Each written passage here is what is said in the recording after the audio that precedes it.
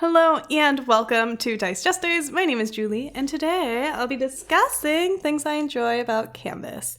So, if you want a how-to video or anything of that sort, I do just want to let you know ahead of time this is not a how-to video on how to play Canvas. It's simply mine and Dave's enjoyment, and maybe if you enjoy those same things, maybe you would enjoy playing Canvas, and that's kind of what this is. So, here are some things I enjoy about the game Canvas. So Canvas is this more artsy game because it has these clear, transparent cards that are really unique, and you use these transparent cards to build a masterpiece. And I will always have like a special place in my heart for Canvas. But if you want to know if it was a keep it to play or trade it away, feel free to listen to our first season of DiceJesters. This is a game that I purchased for Dave's birthday, or at least one of the first games. It is the first game I purchased. But yeah, so one of the first things I love about it is that it has this little place on the back of the game itself. So you could hang it on your wall, get the expansions, and make a whole art piece of it. And it's an art piece that can be taken down from your wall and played. So I think that is a unique feature of it because I am still new to board games. So there may be other games similar that have things where you can display them.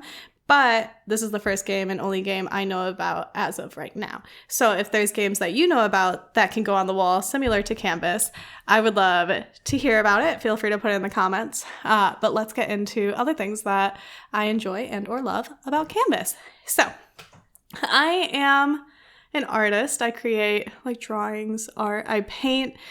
Some of the majority of the things I do is digital art, painting, your traditional art, and then resin art. And with that, that's why this game stood out to me. But furthermore, if I'm ever in a stump of what to create, but I want to be creative, I love that the transparent pieces you can build together just without even playing the game. You can look at the transparent cards and build a masterpiece. You get a cute name, and sometimes they're pretty funny names. Let's see if there's one on the back that sticks out. Like this one's Delicate Adventure. Sometimes it'll be like Delicate Dream or Horror Adventure, just depending on which ones you put on top to show what word displays. But with that, you get an art piece that kind of invokes your artistic view, and then you could draw something from it. So even if you're not a board gamer, you could play this game and you could show this to other people who like cutesy stuff. Like that's what really drew me to it, was that it was art themed, it was cute, you got to create these beautiful pieces on these really pretty backgrounds, and so that's what I really liked about it. Another thing that I thought was a really nice addition to the game is that you get ribbons. So just like if you had your piece in an art gallery, you could get a ribbon for best in show or a ribbon for best color or best composition. And that's kind of how I felt that the ribbons were, because you were working towards a certain ribbon based on the objective. And with that, you would get all these different ribbons, and I would always be like, ooh, I got more ribbons than you. Oh, looks like I'm the better artist. I don't know. It's just one of those things. So it was really cute. And I absolutely adore the colors in this game. This game is so colorful, so vibrant, so welcoming.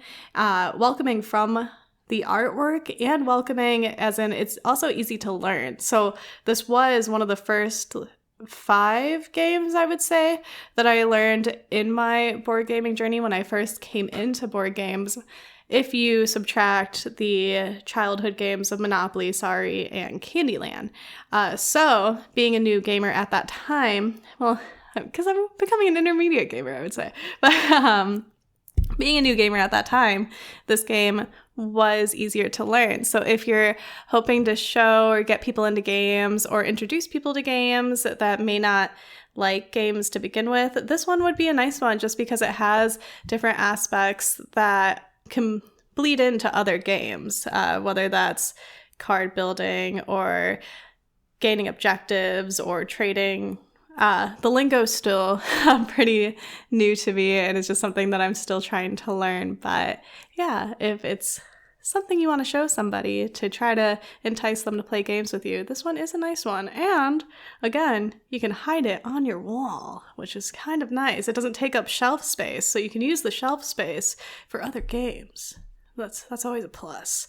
But yeah, so those are the things that I like about Canvas. And if you would like to know if it's a keep it to play or trade away, feel free to listen to our podcast episode about it, where I discuss my first views of it, my first experience playing the game, and then after 9 additional plays, getting into how I feel after playing it 9 times. And our podcast is DiceJesters, which you can find here on YouTube, Pocket Cast, Apple Podcasts, Spotify, and anywhere that you find your podcast. So thank you so much for watching the video today, and be sure to play games with the ones you love. Bye!